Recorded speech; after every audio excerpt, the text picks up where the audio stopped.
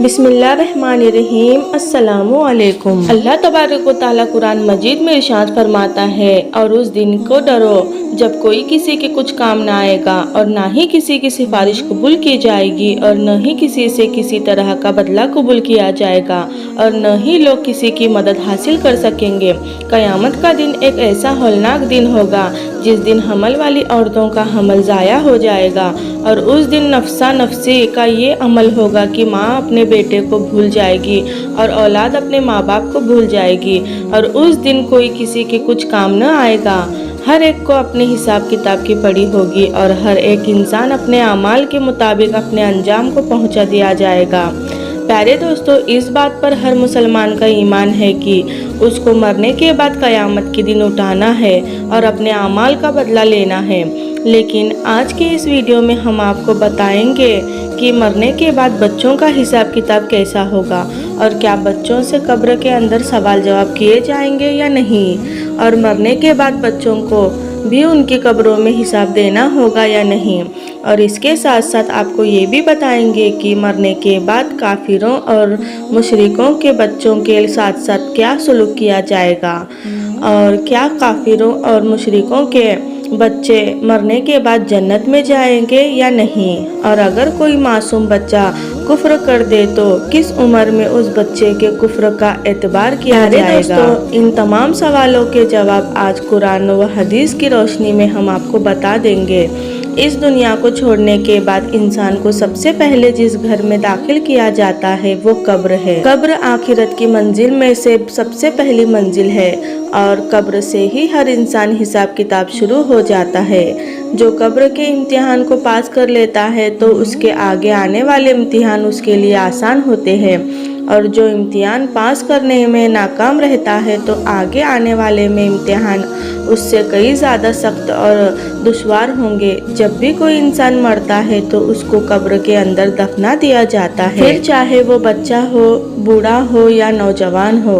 जैसे ही मरने वाले शख्स को दफनाया जाता है तो दो फरिश्ते उसकी कब्र के अंदर दाखिल हो जाते हैं, जिनको मुनकिर और नकीर कहा जाता है। ये फरिश्ते उस मरने वाले शख्स से सवालात करते हैं और वो मरने वाला शख्स उन फरिश्तों को जवाब देता है। अगर मरने वाला शख्स इन फरिश्तों के सवालात का जवाब ठीक देता है तो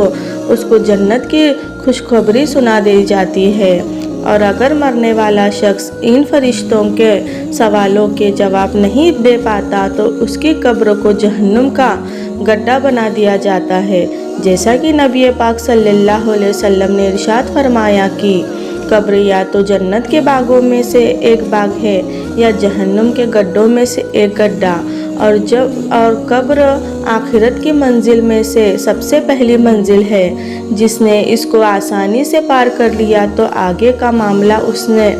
आसान, और जो इस मंजिल को पार न कर सका आगे का मामला उसे कहीं ज़्यादा दुश्वार है। अब बात करते हैं कि अगर कोई बच्चा बालिग होने से पहले पहले मर जाए तो क्या उससे भी कब्र में हिसाब किताब लिया जाता है और उससे भी सवाल जवाब किए जाते हैं। तो इसके मुतालिक अलग अलग रिवायत मिलती है। बाज़ रिवायत के मुताबिक छोटे बच्चों से कब्र के अंदर सवाल जवाब किए जाएंगे, क्योंकि अल्लाह तबारक व तआला कब्र के अंदर उन मरने वाले बच्चों की अक्ल को मुकम्मल कर देगा और फिर मरने वाले बच्चे अपनी कामिल यानी पूरी अक्ल के मुताबिक इन फरिश्तों के उन सवालों के जवाब देंगे। और दूसरी रिवायत के मुताबिक बच्चों से कब्र में कोई हिसाब किताब नहीं लिया जाएगा, क्योंकि बच्चे मासूम होते हैं और वो बेगुनाह होते हैं, लिहाजा बच्चों से कब्र के अंदर कोई सवाल जवाब नहीं किया जाएगा। अब बात करते हैं उन बच्चों की जो काफिरों के घर में पैदा हुए या मुशरिकों के घर में पैदा हुए और बालिग होने से पहले पहले मर गए। तो क्या ऐसे बच्चे मुशरिक और काफिर कहलाएंगे और कब्र के अंदर उनके साथ क्या सलूक किया जाएगा।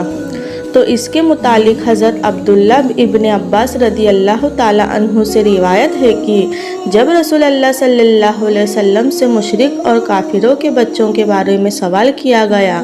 تو حضور پاک صلی اللہ علیہ وسلم نے ارشاد فرمایا کہ اللہ تبارک و تعالیٰ نے جب ان بچوں کو پیدا کیا تو اللہ تبارک و تعالیٰ خوب جانتا تھا ان بچوں نے بڑے ہو کر کیا کرنا ہے۔ اسی طرح ایک حدیث میں آتا ہے کہ آپ صلی اللہ علیہ وسلم نے ایک خواب دیکھا کہ آپ صلی اللہ علیہ وسلم ایک باغ میں ہیں اور ایک لمبے قد کا آدمی باغ میں چل رہا ہے اور اس کے آس پاس بہت سارے بچے کھیل رہے ہیں اور اس آدمی کا قد اتنا لمبا ہے کہ حضور اکرم صلی اللہ علیہ وسلم اس آدمی کو دیکھنے کے لیے اپنی گردن اوپر بلند کرتے ہیں گویا کہ وہ شخص آسمانوں سے باتیں کر رہا ہو۔ حضور پاک صلی اللہ علیہ وسلم نے حضرت جبرائیل علیہ السلام سے اس شخص کے بارے میں پوچھا اور ان بچوں کے بارے میں بھی پوچھا تو حضرت جبرائیل علیہ السلام نے عرض کی کہ یا رسول اللہ صلی اللہ علیہ وسلم آپ نے جس شخص کو دیکھا وہ حضرت ابراہیم علیہ السلام ہے اور ان کے ارد گرد جو بچے کھیل رہے ہیں وہ بچے وہ ہے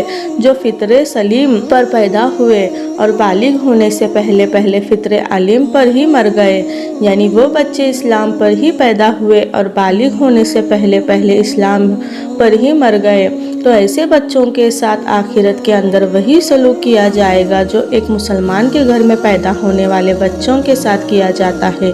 کیونکہ ہر پیدا ہونے والا بچہ اسلام پر ہی پیدا ہوتا ہے اور بعد میں بڑے ہو کر وہ کافر یا مشرک بنتا ہے، جیسا کہ حضور پاک صلی اللہ علیہ وسلم نے ارشاد فرمایا کہ ہر پیدا ہونے والا بچہ فطرت پر پیدا ہوتا ہے، یعنی اسلام پر پیدا ہوتا ہے۔ جو اس کے ماں باپ ہوتے ہیں وہ اسے بعد میں یہودی، نصاری یا عیسائی بنا دیتے ہیں، یعنی اس حدیث سے معلوم ہوا کہ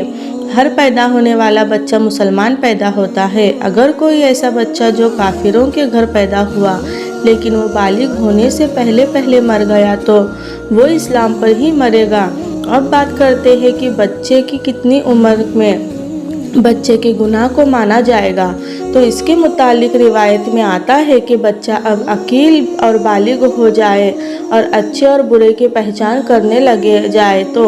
اس عمر میں کوئی بچہ جب کفر کرتا ہے تو اس کو کفر کا اعتبار کیا جائے گا، یعنی اس کے کفر کو مانا جائے گا اور وہ بچہ کافر ہوگا۔ علماء کرام بیان فرماتے ہیں کہ اگر کوئی بچہ 7 سال کی عمر میں کفر کرتا ہے تو اس کے کفر کا اعتبار کیا جائے گا اور وہ کافر ہو جائے گا۔ اب بات کرتے ہیں کہ کافروں اور مشرکوں کے بچے جنت میں جائیں گے یا نہیں۔ اگر یہ جنت میں جائیں گے تو کون سے مقام پر ان کو رکھا جائے گا، اس کے متعلق الگ الگ روایت ملتی ہے۔ کچھ روایتوں کے مطابق جیسے مسلمانوں کے بچے جنت میں جائیں گے اسی طرح وہ بچے بھی جنت میں جائیں گے جو پیدا ہوتے تو کافروں کے گھر میں ہوئے لیکن بالغ ہونے سے پہلے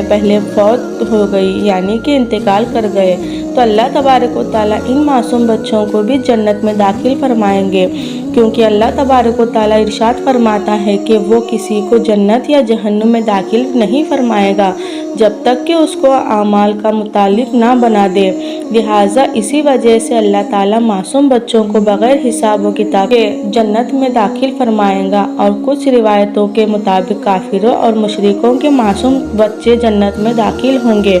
لیکن یہ جنت میں جنتی مسلمانوں ان کے خادمین کی ڈیوٹی سر انجام دیں گے، اور کچھ علماء کرام اس معاملے پر خاموشی اختیار کرتے ہیں۔ ان کا یہ کہنا ہے کہ اللہ تبارک و تعالیٰ بہتر جانتا ہے کہ اللہ پاک کافروں کے بچوں کے ساتھ کیا سلوک فرمائے گا۔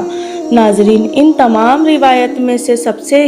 صحیح روایت یہ ہے کہ جو بھی بچہ بالغ ہونے سے پہلے فوت ہو جاتا ہے تو اللہ تبارک و تعالیٰ ان کو بغیر حساب کتاب کے جنت میں جگہ عطا فرماتا ہے، اور بالغ ہونے سے پہلے تمام بچے حضرت ابراہیم علیہ السلام کی ذمہ داری میں ہوتے ہیں اور ان کو حضرت ابراہیم علیہ السلام کے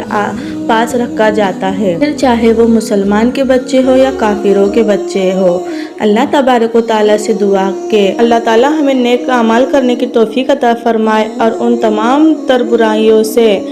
ہمیں بچائے۔ اگر ہماری ویڈیو آپ کو اچھی لگے تو کمنٹ باکس میں اپنی رائے کا مشورہ ضرور دیجیے اور ساتھ ہی ہمارے چینل کو سبسکرائب ضرور کریں۔ السلام علیکم، اللہ حافظ۔